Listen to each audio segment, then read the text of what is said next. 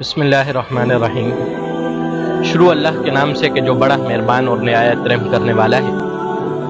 محترم سامعین، آج کا جو موضوع ہے کہ نفرت گناہ سے کیجیے، گناہ گار سے نہیں۔ یقیناً انسان خطا کا پتلا ہے اور وقتاً فوقتاً گناہ کرتا رہتا ہے،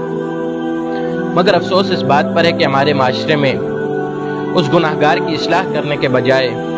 اس سے بے رخی اور بیزاری اختیار کی جاتی ہے اور اس سے محبت کے بجائے نفرت کی جاتی ہے، حالانکہ نفرت تو اس گناہ سے کرنی چاہیے تھی کہ جو گناہ وہ کر رہا ہے۔ محترم سامعین، جب آپ اپنے معاشرے میں سنتے ہیں کہ فلاں شخص گناہوں میں مبتلا ہے، یا آپ نے اپنی آنکھوں سے کسی کو گناہوں میں مبتلا دیکھا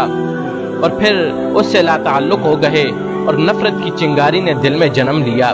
حقارت کا جذبہ اور دل میں بیزاری کی ہلکی سی خلش رہ گئی، یقیناً وہ گناہ گار انسان اپنے کیے کی سزا ضرور پائے گا، اور آپ بھی جو اچھے کام اللہ کی رضا کے لیے کر رہے ہیں یقیناً آپ کو اس کا صلہ ضرور ملے گا۔ مگر قابل غور بات یہ ہے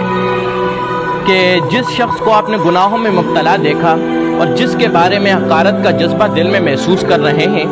کیا اس کے ساتھ آپ کا یہ رویہ ٹھیک ہے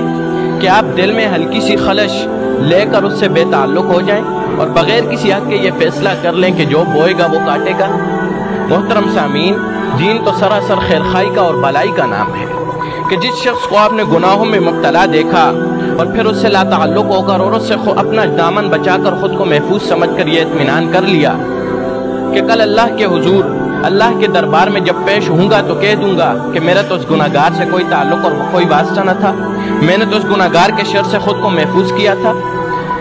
کیا گناہ گار کا آپ پر اتنا ہی حق ہے؟ نہیں میرے بھائیو، گناہ گار کا آپ پر اس سے بھی زیادہ حق ہے، کیونکہ آپ باشعور ہیں اور وہ غافل ہے۔ آپ دین کا علم رکھنے والے ہیں اور وہ دین کا علم نہیں رکھتا۔ آپ آخرت کی فکر کرنے والے ہیں اور وہ آخرت سے بیزار زندگی گزار رہا ہے۔ آپ کو صالح ماحول اور تربیت یافتہ لوگ میسر ہوئے ہیں، جبکہ اس کو یہ سب کچھ میسر ہی نہیں، تو آپ کا یہ حق بنتا ہے کہ آپ اس کی تربیت کریں، اس کی اصلاح کریں، اس کے اندر آخرت کی فکر پیدا کریں، اس کے اندر وہ جذبہ پیدا کریں کہ اس کا دل نیکی کی طرف راغب ہو۔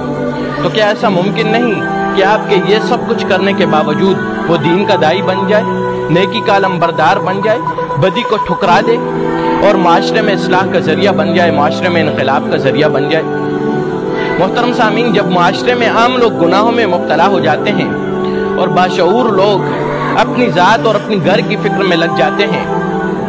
تو یہ بات یاد رکھیے کہ وہ گناہ اور رب کی نافرمانیاں بڑھتی چلی جاتی ہیں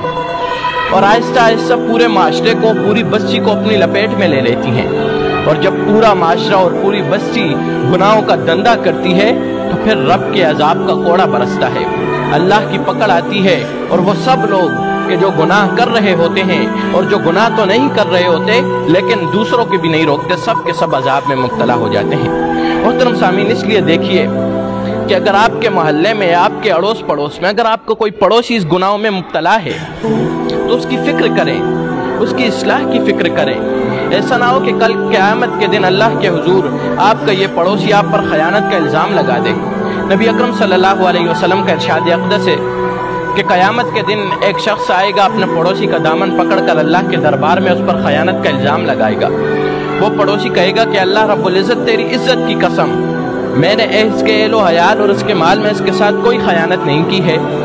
پھر وہ فریادی کہے گا کہ اللہ یہ سچ کہتا ہے، مگر اس نے یہ خیانت کی ہے کہ اس نے مجھے گناہوں میں مبتلا دیکھا تھا اور میری اصلاح کی کوئی کوشش نہیں کی تھی، مجھے گناہوں سے روکنے کی کوشش نہیں کی تھی۔ اس لیے محترم سامعین، پہلے اپنے آپ کو بدلیے، اپنے نفس کو کنٹرول میں کیجئے، اپنے آپ کو نفسانی خواہشات کے بجائے اللہ کی رضا کے پیچھے چلائیے، اپنے آپ کا تزکیہ کیجئے، اپنے آپ کو پاک کیجئے، اپنے دل کو پاک کیجئے، پھر اس کے بعد معاشرے میں نکلیے، معاشرے کی اصلاح کیجئے، معاشرے کی تربیت کیجئے، معاشرے کو نیکی کا علمبردار بنائیے، اور ساتھ میں یہ بات بھی ذہن نشین کر لیجئے کہ نفرت ہمیشہ گناہ سے کی جاتی ہے، گناہ گار سے نہیں، کہ نفرت ہمیشہ جرم سے کی جاتی ہے، مجرم سے نہیں، کہ نفرت ہمیشہ بدی سے کی جاتی ہے، بد سے نہیں۔ اللہ تعالی ہم سب کا حامی و ناصر ہو۔ السلام علیکم ورحمۃ اللہ۔